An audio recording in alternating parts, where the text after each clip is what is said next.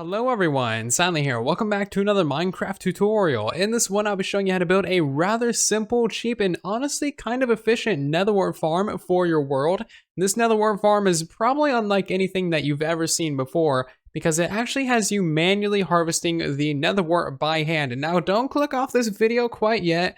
There's actually a very good reason why you would want to harvest your Nether Wart by hand, and that is that if you do it correctly, you can actually get about 30 to 50% more Nether Wart per harvest. So honestly, quite the increase in crops. And the method that we're going to be using to actually harvest all of our Nether Wart is simply by using a Fortune 3 tool like this pickaxe right here. Now, if you are not aware, harvesting crops in Minecraft with a Fortune 3 tool will actually drop more crops per harvest. So this doesn't just affect Nether Wart, this is also for carrots and potatoes, wheat, beetroots, and things like that. So just a little bit of a pro tip for you.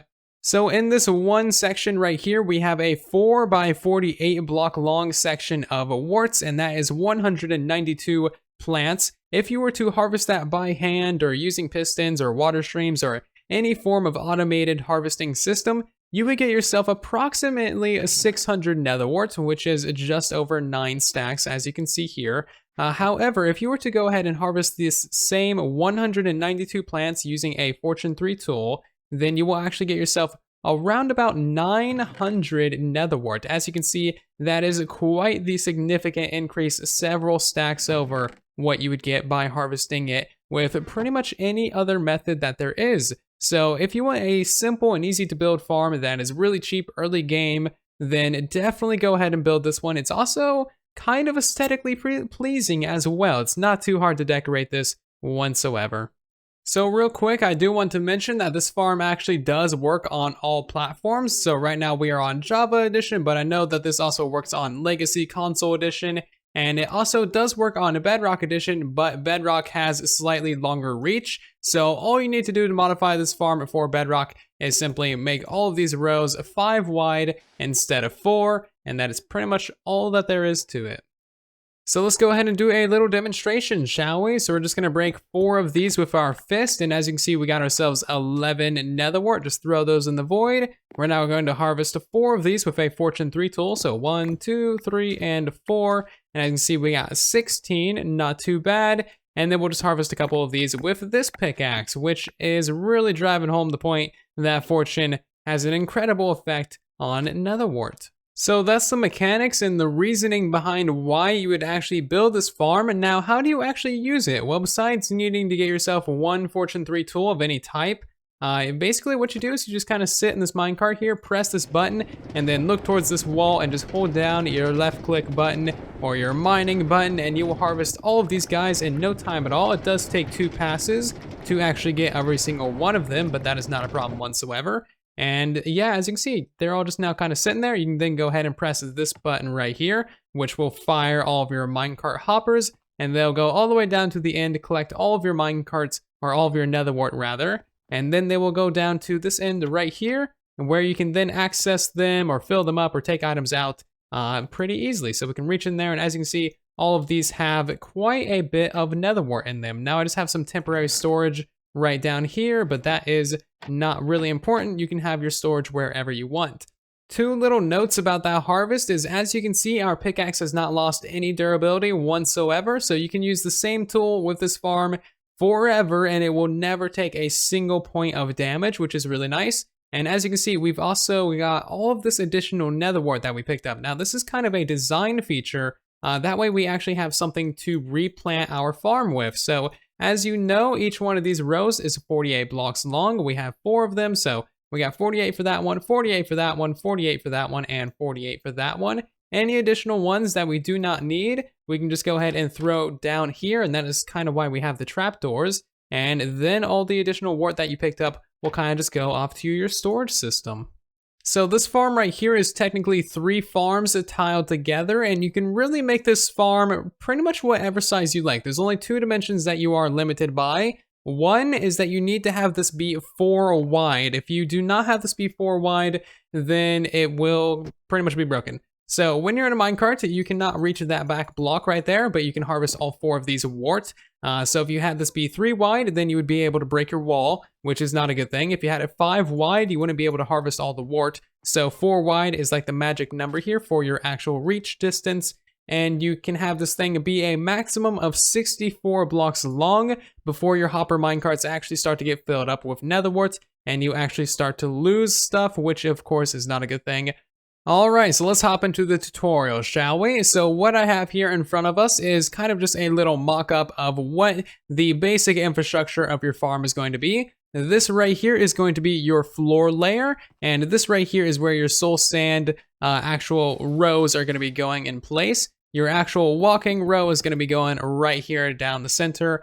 And then down here, you're basically just going to be having a whole bunch of rails and a few hoppers going to whatever storage system you'd like. Probably a little item elevator, maybe into a double chest where it's more accessible. I don't really know. I'm leaving storage up to you guys. So once you have this little mock-up in place, you need to decide how long you want your farm to be. I would suggest 48 blocks long. That has worked very well for me in survival in the past. However, you can go all the way up to 64 blocks long. You can have it be as short as just a single block, which is extremely wasteful, but you could do it if you want to. It is Minecraft after all. But once you've decided how long you want your farm to be, it is time to lay in your rails.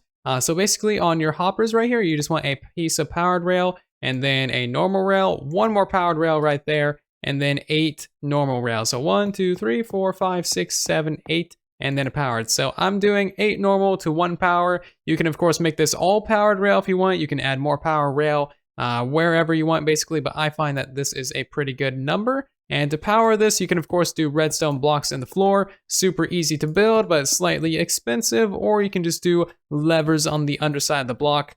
Pretty annoying to build in survival, but it is of course much cheaper.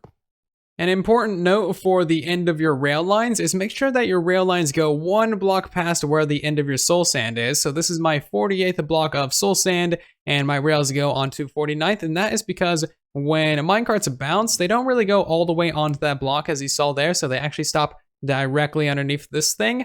It's really weird how they function, but it is what it is, so just extend your rail lines by 1.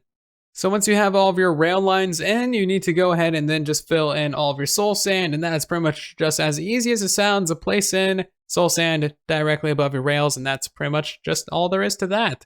So now go back to the end of your farm, and we need to install our trapdoors. So place in some blocks just like so, and then make these any kind of wooden trapdoors you like, and then just go ahead and remove those blocks once again and place down 4 pieces of redstone dust right there, and a button right there, and that will activate those powered rails, sending all of your hopper minecarts on their way. You can then go ahead and put in your hopper minecarts if you want.